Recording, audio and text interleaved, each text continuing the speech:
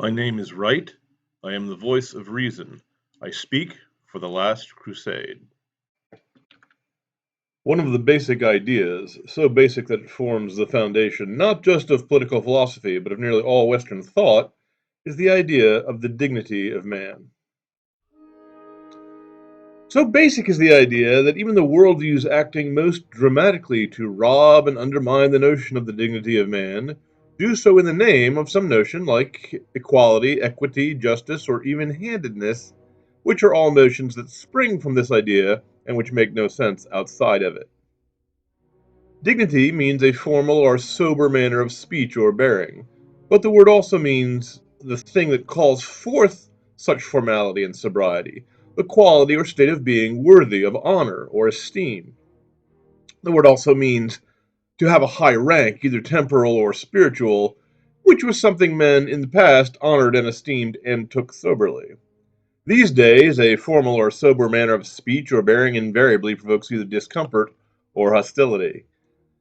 Even so minor a formality as to call a stranger by his last name is deemed unfriendly and standoffish. Popular entertainment typically portrays formality and sobriety as being an offensive arrogance, mere pomposity, a pride that must be punctured. Courtesy is always portrayed as insincere, cold, offensive, that is, courtesy is always portrayed as discourtesy. True courtesy, if one were to judge from popular depictions, consists of familiarity, crudeness, and rough-hewn bluntness. And it was thus before the internet allowed all insults and vulgarities to be broadcast anonymously. But the thing itself is not sobriety and courtesy of speech or manner. The thing itself, dignity, is a quality that makes for honor and esteem. Crucial to the foundation of all Western thought is this concept that man qua man, man as such, regardless of external and accidental features, man himself is essentially worthy of honor and esteem. I say it is crucial to Western thought because the three basic roots of Western thinking, Greek philosophy, Roman law, and Christian religion, depict man as a rational animal, as a moral actor who owes duties, personal and civic, to his forefathers and to his descendants, and as one made in the image and likeness of God. A creature unworthy of honor is none of these things. Be not deceived on this point. The words I am using to describe these things come from earlier generations, since the present generation, as in an Orwellian nightmare, has no words for them. Dignity is not pompousness, not false courtesy, not formality. It is not something a man earns by his good deeds or forfeits by his bad deeds. Perhaps an example will shed light. Under what conditions is it permissible for the body of a dead man to be denied any proper burial, but instead to be painted with clown paint and used as a grotesque life-sized prop in a carnival show? Under what conditions is it permissible for the body of a dead human being to be eaten as lunch meat? The answer will display what the answerer regards as more sacred than human dignity. One who answers that if it were done to save a human life holds human life higher than dignity. One who answers that if we're done with the consent of the man before his death, or with the current owner of the body, holds consent or property rights to be higher than dignity. The thing we're talking about is whatever property it is, explicit or implicit, in human existence that makes even ardent advocates of what are called female reproductive rights unwilling openly to advocate canning meat from the unborn babies and selling it as baby loaf on the local menu at the local mall for lunch. Even the harvesting of organs for profit seems to cause them pause and to embarrass them. The sensitivity to this property rises and falls depending on how civilized or uncivilized each generation is, or how civilized they are in their treatment of their servants, slaves, enemies, or strangers. Among Christian peoples, even as recently as 2 generations ago, it was held to be so offensive to the dignity of man that the slave trade was forbidden, and the British Empire thought it praiseworthy to send battleships off the coast of Turkey and demand the Mohammedans halt their slave keeping, despite the clear affirmation of that practice in the Mohammedan holy books authorizing it. The Christians hired privateers in the seas of Indochina to hunt down slavers. No possible scientific and biological examination of the bodies of the persons thus manumitted could reveal the property the Christians thought worthy of dignity, worthy of granting a right to liberty, aside from mere humanity itself. For the same reason, in Christian nations, and nowhere else in history, It was considered offensive to the dignity of man to forbid the fairer sex from owning property or denying her suffrage to vote.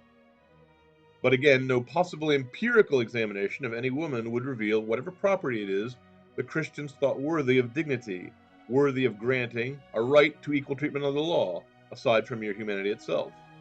And for the same reason again, in Christian nations, the horrid and unnatural practice of aborting the unwanted young, or, what is the same thing, exposing the unwanted young to the elements, has been strictly outlawed. And again, no possible empirical examination of any infant would reveal the property Christians thought worthy of dignifying in infants, worthy of granting a right to life, aside from mere humanity itself. For the same reason, in Christian nations and nowhere else in history, divination, occultism, and witchcraft was forbidden. While this routinely is mischaracterized as Christian antipathy to astronomy and chemistry and scientifically useful practices such as the vivisection of captured prisoners, the reality is that this, and this alone, allowed the scientific revolution to occur, which is why it occurred in the 13th century in Europe, in the place and time when the Church was at her greatest influence both spiritually and greatest strength temporally. And for the record, the Church never forbade the dissection of human corpses. This is merely one more fib invented by the so-called humanists. Their philosophy apparently needs these pious frauds to keep itself afloat. The reason this was done was that to divine the future or to summon familiar spirits was regarded in the Christian worldview as being antithetical to the dignity of man. We are not meant to demean ourselves by bowing to card decks or star charts to discover our fate. For the same reason, in Christian nations and nowhere else in history, polygamy, the keeping of concubines, temple prostitution, pandering, pederasty, gladiatorial games, the castration of eunuchs, divorce, and the contraception were held to be abominations. And, as Christian fidelity grew, all these things came to be forbidden by force of law. Human dignity is difficult or impossible to define, so it was the main point of the secular attack, and always the attack was made in the name of something men would arguably regard as more sacred than their fidelity to Christ. The attack against dignity took several fronts, and it was and is relentless. The first wing of the attack was to use scientific-sounding speculations, presumptions, and argle-bargle to cast doubt on self-evident spiritual conclusions. The first wing of the attack was to convince men that the minds of men did not exist. Darwin said man was merely one beast among others, produced by accident, not created by design. Freud said the mind of man was haunted by irrational, invisible, and occult drives and obsessions, hence produced by accident, not by reason in the conscience of man. Marx said the same of human economic and political institutions, namely, that they were produced by non-human forces of history, not by divine nor by human design. And the Epigenies of Marx said that humans were not even animals, merely biochemical machines programmed by conditioning of internal genetics or external stimuli. Unfortunately for these partisans, each of these arguments is ultimately self-refuting, starting with Darwin. If the brain of man came about through processes selected solely by the fecundity and survival value, on what grounds can Darwin himself trust his own brain to apprehend the truth of anything, including the truth of the theory of Darwinism? He cannot say it was because his brain was designed by a rational designer to be rational.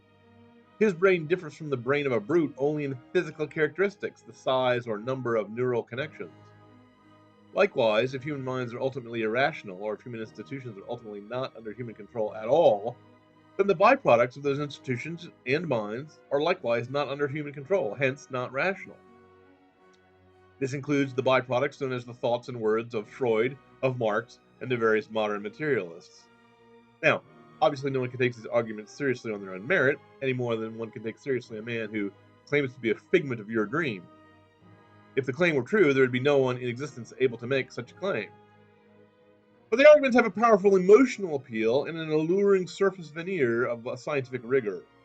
The emotional appeal is that they demote, dethrone, and humble any human dignity.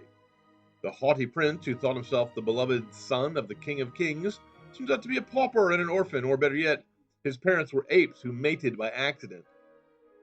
By accident, he lost his hair and gained a swell head. This emotional appeal is most potent, of course, in the minds of those who are primarily concerned with keeping their fellow man in a dispirited, cynical, dull, and docile frame of mind, because it reduces the West to Oriental levels of passive resignation. The astonishing size and age of the universe is frequently used as a rhetorical ploy to impress upon the child of modernity how indifferent is the cosmos toward his small existence. The endless and pointless kalpas of reincarnation, the indifference of the mechanism of karma, and the remoteness of heaven are used in Chinese and Indian rhetoric for a similar effect. Only in the West, where history is a story with a beginning, middle, and an end, is history meaningful, for only stories have meaning. In the East, where history is an endless cycle of a world serpent endlessly consuming its own tail, there is no meaning, hence no reason to rebel, no reason to improve, no reason to dream of bettering one's caste or position. The second wing of the attack was from the opposite direction. Instead of denying the dignity of man, this attack merely expanded it to include everything and anything. Once everything had dignity, nothing did. The rhetoric followed this pattern. Contraception did not reduce women to mere sex objects with no reproductive value, but rather, contraception increased the privacy in which they enjoyed their sacred nuptial rights. No fault divorce did not render marriage oaths meaningless and marriage optional, hence insignificant, but rather, no fault divorce increased the divine freedom to choose adultery over fidelity, and it granted to women freedom to flee from intolerable marriages which bored them. Normalizing sexual perversions did not render chastity and common sense meaningless, but rather, normalizing sexual perversions expanded the freedom to choose unnatural gratifications of sterile acts unrelated to sex. Killing children in the womb, killing Jews in ovens, killing patients on expensive life support, killing coma victims, killing old people, killing counter-revolutionaries, killing mentally unstable people who are contemplating suicide, were all of them glorified as an increase either to the freedom, hence the dignity, of some previously oppressed party or some previously oppressed nation coming into its due. This second attack also eliminated human dignity by extending it to the beasts. Instead of the compassion for God's creatures, man, as the steward but not the author of nature, is commanded by divine order to show to all sensible things. This attack speaks of animals as having rights, and speaks of things like fur coats and steak dinners as murder, and circus animals as slaves. Vegetarianism in the modern day provokes the same awe and sense of holiness once adherent to ascetic hermits perched on pillars in the deserts of Egypt. However, none of those who speak of animal rights have yet suggested that vixens and bitches and pussycats be prevented from mating on the grounds that, since they cannot give consent, such mating is rape. The second attack was as deadly as the first, because covering a page with a pencil will blot out all the words as thoroughly as erasing all the pencil marks. A word that means everything means nothing. Step by step, the attack proceeded until we reached the current situation. Sodomy is now not only legal in America these days, it has been awarded the dignity of holy matrimony, an idea so nonsensical and impious that even the Romans under Nero, or the Carthaginians, fresh from burning their own children in brass idols, would never have dared it. We are within arm's reach of the abolition of the last vestiges of human dignity. Once euthanasia is regarded as morally licit, proactive euthanasia, practiced on those currently burdensome to the economy or to the sensibilities of the elite, will follow naturally and seem as normal as putting a lame horse out of its misery. We already accept as irremovable and unremarkable those areas in the Middle East where slavery, including the sexual slavery of abducted schoolgirls, is open and notorious. To denounce such things is Islamophobic, hence racist. Harlotry is legal in Nevada and Holland and other places. Pornography is as ubiquitous and nearly as inescapable as vulgarity and ugliness. Pederasty at the moment is a vice of the rich and powerful, but the same signs that went before the normalization of all these other corruptions can be seen on the horizon like a cloud no bigger than a man's hand. The distinguishing feature which renders homosexuality natural and pederasty unnatural, according to modern thinking, is the consent of the sex partner. The modern silently adopts the Christian notion of an age of consent, but consent only has meaning in a worldview where free will exists and where human reasoning is capable of reaching rational and reliable conclusions. Since the modern contemptuously rejects all notions of free will and flees cravenly from the notion of personal responsibility, this distinction on which the moderns rely cannot last long. Once the unadmitted axioms of Christian thought no longer influence their thinking, all the scruples of the moderns will vanish. A measure of the success of the darkness to cloud the modern mind is the incredulity that inevitably greets the concept. A child of modern thought will not see anything undignified about contraception, for example, because he will not see anything in the sex act that worth holding sacred. Not only does the modern not see the sex act as something worthy of respect, a child of modern thought does not even see the desecration or perversion of the sex act as a source of danger, emotional or medical or otherwise. The connection linking sex to reproduction, to marriage, to love is invisible to the modern mind, or if visible, is dismissed as a matter of arbitrary personal preference. The modern idea is that sex is linked to love when and only when it is willed to be so. Like all things, it is a matter of mere personal opinion, personal willpower, personal reality. These links of logical argument, connecting sex to reproduction, to marriage, to love, are too difficult to discern for someone whose vision is limited to seeing only human needs and wants, appetites and vanities by the chaotic lantern of human passions. Hearing a logical argument, the child of the modern day suspects trickery may be at work, or worse, moral clarity. And moral clarity, like human dignity, is regarded as pompous and arrogant, a balloon whose only fate is to be punctured by the jeering hecklers, in order that these hated Victorian hypocrites be silenced. Once the killjoys are muzzled, one and all can return to the orgy of sex and violence and greed and misery, and oncoming personal death and racial extinction, which is the sum total of existence for any man, for whom man is the measure of all things.